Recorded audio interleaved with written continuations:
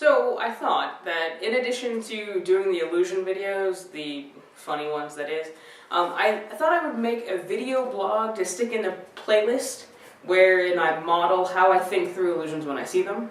And I want to point out that all of the things I'm going to talk about in these videos go through my head pretty quick, and once you have the background knowledge of the illusions, they'll probably do the same for you. I am the supplier, and this is Call Me Jonah, an illusion in a minute interlude number 2, and book gap challenge update number 4. So, in this union of book gap challenge and an illusion in a minute, I'm going to talk about Cat's Cradle.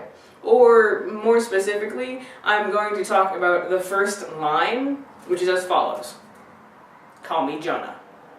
In terms of illusions, this first line has two. The first, and probably most obvious to me, is to the Herman Melville novel Moby Dick, which begins, Call me Ishmael.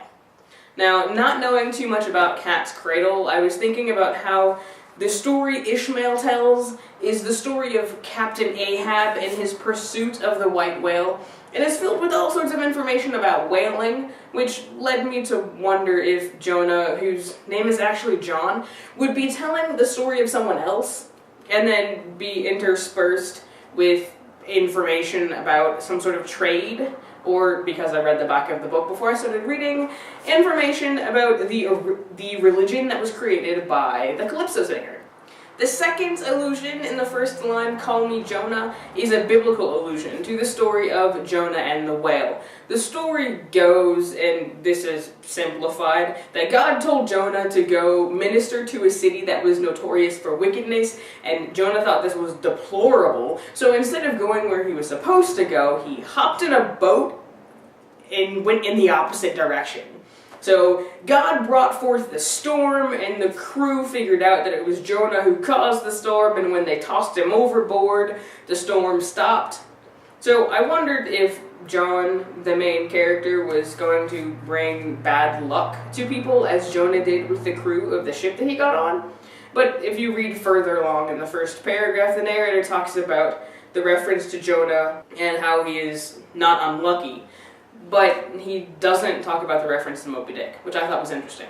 Now, since I'm just talking about the illusion, I'm not going to go on about how these predictions did or didn't play out in the novel itself. I'll leave that to you, dear reader. Although I am happy to continue this conversation in the comments. So if you have questions or comments about these illusions or any other illusions, or about Cat's Cradle, you can leave that in the comments of wherever you happen to be watching this video.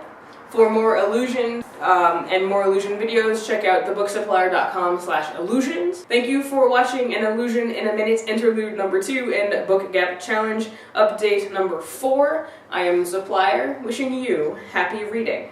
Don't forget to be awesome.